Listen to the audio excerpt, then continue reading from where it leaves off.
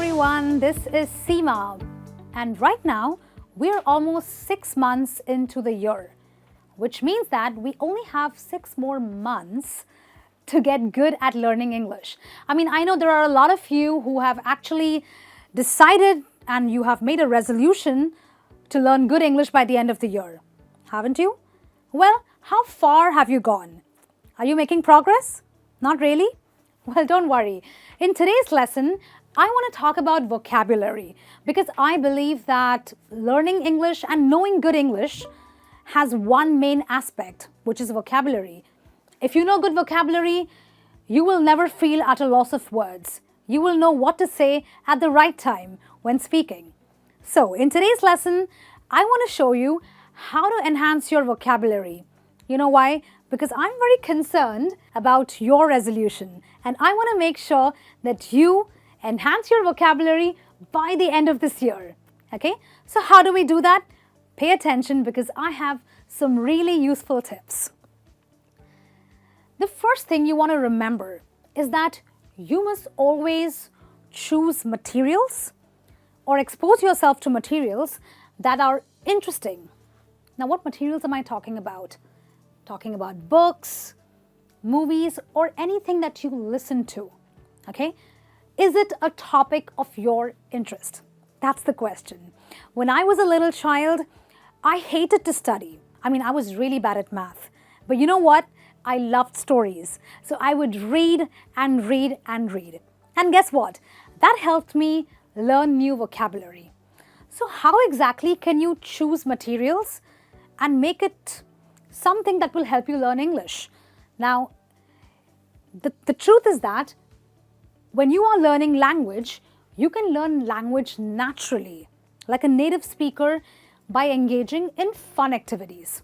That's true, that's research, which means that if you are exposed to books and movies with good English, you just automatically pick up the right words, all right? But then don't stop over there. Don't just take it as entertainment. Do a little bit more. What should you do? You should build vocabulary clusters. They're called vocabulary clusters for each topic. Now, let me tell you that each topic has got very typical vocabulary associated with it. Okay? They are called vocabulary clusters. What do I mean by that? Let's take the topic of cricket. In India, we all love cricket, correct? So, as far as cricket is concerned, we have typical vocabulary clusters or words which are associated with it. For example, oh my God, he missed a catch. Can you believe it? Or that was a great save, a good save. Or you could say the fielding was terrible or it was atrocious fielding. Or you could say that was a great Yorker. Now, all these words, how do you find out these words? Because you have been engaging in an interesting activity. Similarly, when I read books, I came across the best words, right? So, if you learn English by doing something interesting, you will be exposed to vocabulary clusters for any topic that you are going to choose. But now, what do you do with these vocabulary clusters? Let me tell you. You have to practice using these learned phrases and prepare a mini presentation. Okay, let me tell you, there are some people who learn a lot of words and they write a lot of words in their notebook. I think that's great. But guess what? Your knowledge is only contained in that book. It remains theoretical. Why? Because you've never translated that knowledge into real-time conversations. So therefore, once you know the vocabulary clusters, do not stop at that. What are you going to do? You're going to take those words and you're going to pretend like you're the one who is in that particular topic. Let's say let's assume you are a cricket podcaster or you're a cricketer, and pretend that you are someone who is being asked a question about what happened in the game. And then you start using those phrases. So you can say, I watched a match the other day. Oh, it was a great match. But there was a terrible save by this fielder. Oh, it was a great save. Or maybe this guy, that was a great Yorker he bowled.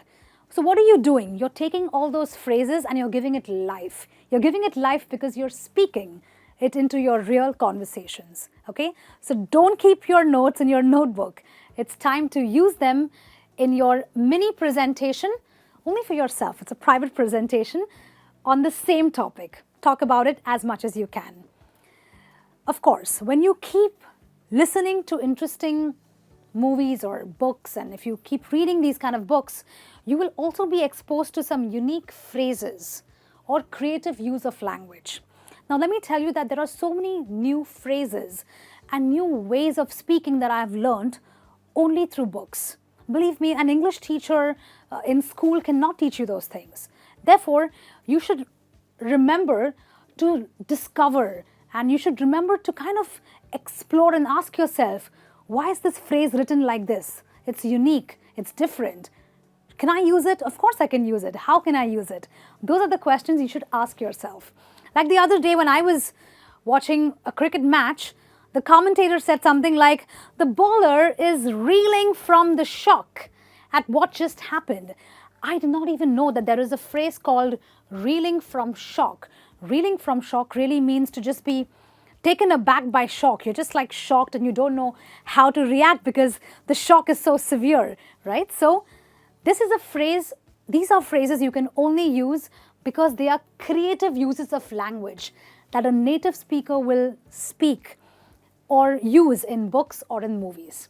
And you can be exposed to that if you engage in interesting activities for learning English. So some of the words that you would come across are surprised, amazed, out of tricks. These are the different phrases you can actually use. Now, the other thing to remember is that always think of synonyms for any word or phrase. Okay, so if you like a word, if you like a phrase, if you think it's interesting, think of a synonym, which means think of its other meaning.